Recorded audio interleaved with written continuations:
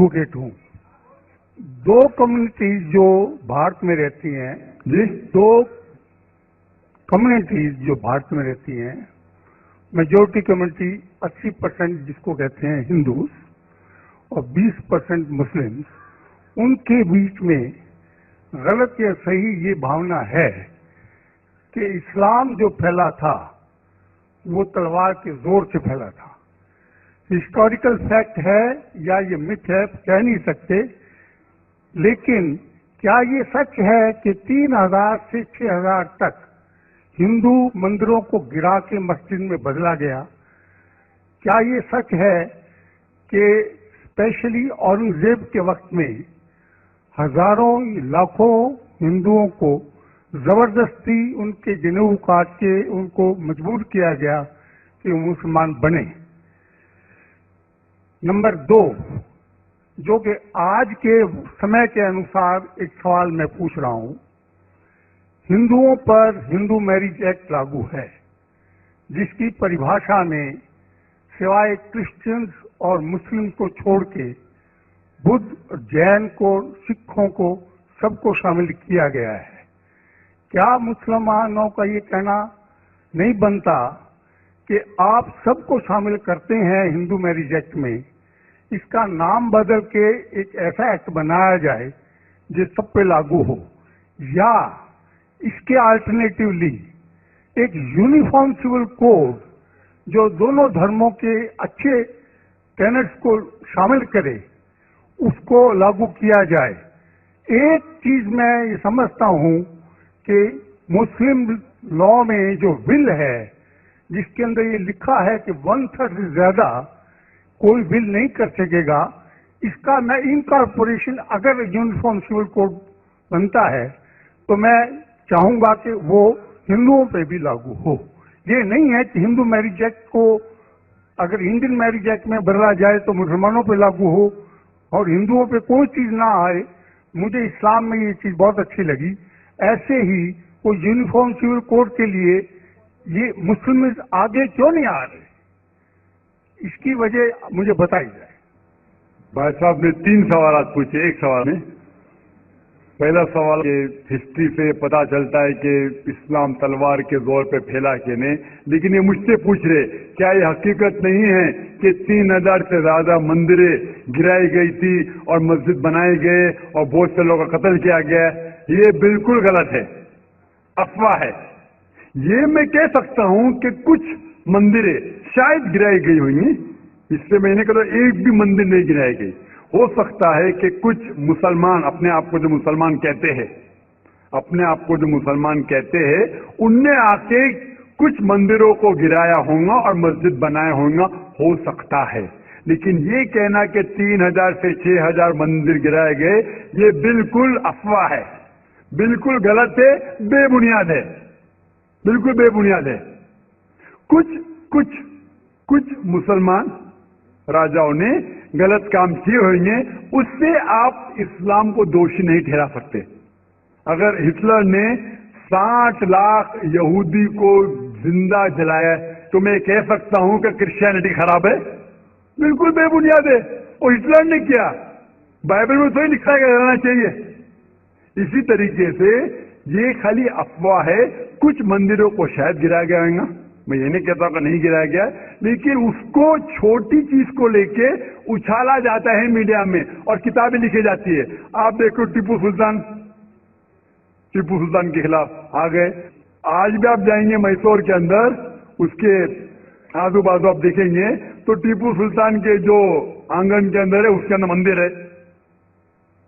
अगर आप ये कहते सच है कि 3000 से 6000 मंदिर को गिराया गया था, तो आप कैसे जिंदा बचे? आप कह रहे थे कि हजारों लोगों को कत्ल किया गया, आप कैसे जिंदा बचे? आप जिंदा बचे ये शहादत दे रहा है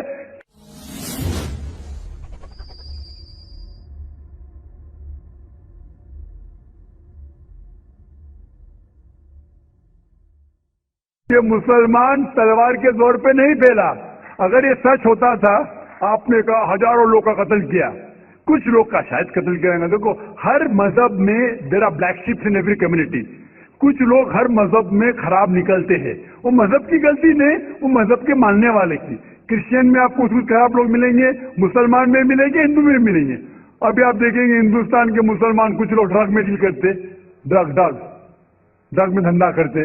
ड्रग तो हराम है इस्लाम में, करते, तो उनको दोष देना चाहिए, इस्लाम को नहीं। इसी तरीके से आप जो कह रहे हजारों लोगों को कत्ल किया, ये बिल्कुल बेबुनियाद चीज है। कुछ लोग का शायद किया होगा, और ये ही सबूत है। मैंने तकरीर में कहा कि 80% से ज्यादा गैर मुस्लिम हिंदुस्तान में हैं। ये शहादत दे रहे हैं कि इस्लाम तलवार के जोर पे नहीं फैला।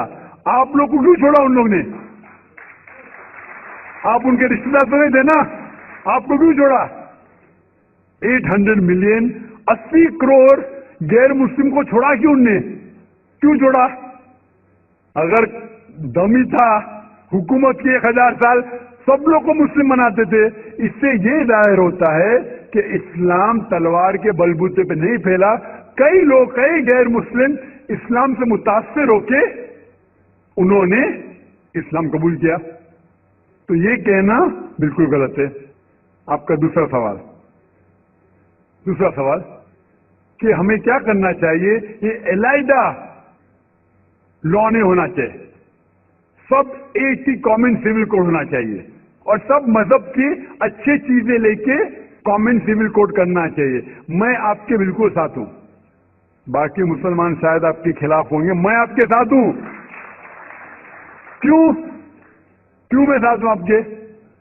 पहला चीज, हम मुसलमान अगर दिगर मजहब के बारे में जानेंगे, कभी कॉमन सिविल कोड की बात आती, सबसे ज्यादा नारा मुसलमान गलत है। ये मुमकिन ही नहीं है, क्योंकि हिंदुस्तान में हिंदू मजहब के कितने फिरके हैं, ये मुमकिन ही नहीं है। मुसलमान तो सिर्फ 20% या 80% या 75% जो हिंदू लोग हैं, उसमें ही मुमकिन नहीं है ये। कॉमन सिविल कोड हिंदू लोग ही इसको फॉलो नहीं कर सकते। हिंदू मजहब में कितने मुख्तलिफ ग्रोह है। एक कहता है कि बेटी को जाना चाहिए, एक कहता है बेटे को जाना जायदाद, एक कहता है कि जितनी खेती है वो नहीं जा सकती बेटी को, दूसरा ग्रोह कहता है, कितने मुख्तलिफ ग्रोह है, हजारों। ये मुमकिन ही नहीं है पास होना, मुमकिन ही नहीं। मैं कहता हूं ये अफसोस की बात है कि हम मुसलमान जानते ही नहीं, हमको आवाज करने की जरूरत ही नहीं है। ये खाली हमें छेड़ रहे हैं। क्या कर रहे? छेड़ रहे हैं, और हम उकसा जाते। Point number 1। पॉइंट नंबर 2, मान लो आप लोग कबूल करते हैं कि कॉमन सिविल कोड होना चाहिए। आपने क्या कहा कि सारे धर्मों की अच्छी बात को लेना चाहिए। बिल्कुल सही। मेरा पहला सवाल, आप इस्लाम में एक चीज बताओ जो इंसानियत के खिलाफ है, तो हम निकाल देंगे उसको।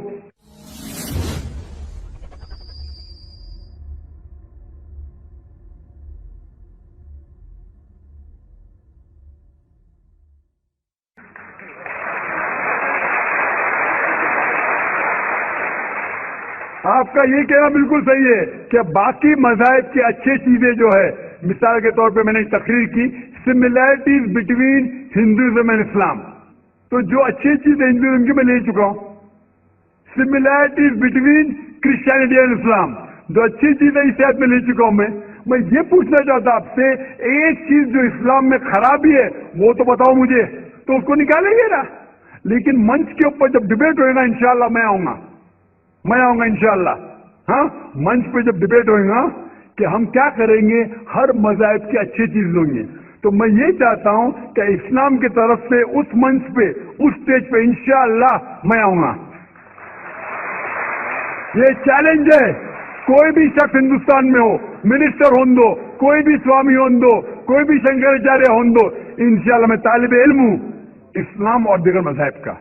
मैं तस्लीम करता हूं कि डिबेट होना चाहिए, हक बात जो निकली, लेकिन उसके ऊपर अमल भी होना चाहिए। हक बात जो सबसे बेहतरीन है इंसानियत के लिए, उसके ऊपर अमल होना चाहिए। इसलिए जो आखिरी किताब जो अल्लाह सुब्हानहू व तआला नाज़िल की कुरान शरीफ, वो इंसानियत के लिए सबसे बेहतरीन किताब है, उसके ऊपर अमल होना ही चाहिए। आपका तीसरा सवाल, क्या ये हिंदू जो है इनहेरिटेंस के अंदर, ये इनहेरिटेंस जो होता है इस्लाम के अंदर 1/3 हिस्सा, 1/3 हिस्सा ہم بل میں دے سکتے, دینا ضروری نہیں ہے, دے سکتے ہیں.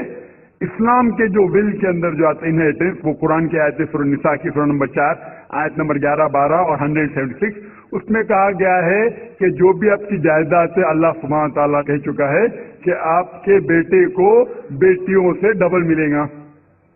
آگے لکھا گیا ہے آپ کے والدین کو 1/6 ملے گا.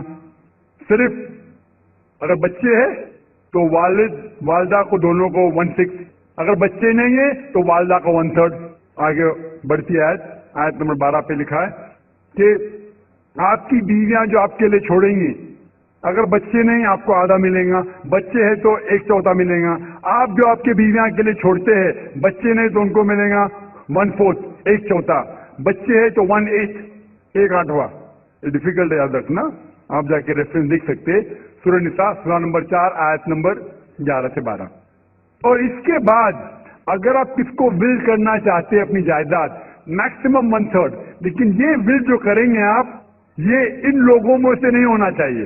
آپ نہیں کہتے تھے کہ میں میرے بیٹے سے زیادہ محبت کرتا ہوں بڑے بیٹے سے, اس لیے اس کو زیادہ دوں گا, یہ بالکل غلط ہے. لیکن جو یہ دائرے میں نہیں آتے ہیں انہیریٹنس کے, ان کو آپ 1/3 حصہ دے سکتے ہیں. آپ کہتے ہیں آپ کو یہ چیز بہت پسند ہے, آپ بھی کرنا چاہتے ہیں, آپ کو کون روک رہا ہے؟ انڈین گورنمنٹ کے حساب سے آپ اگر ول کریں گے, کیا میں میرا 1/3 حصہ دینا چاہتا ہوں, کوئی بھی روک نہیں سکتا ہوں, میں بھی نہیں نا منسٹر بھی نہیں. اور پورا اگر فالو کرنا چاہتے سچا دھرم, آپ اسلام قبول کر سکتے, ہم آپ کو ویلکم کرتے. فآخر دعوانا الحمدللہ رب العالمین.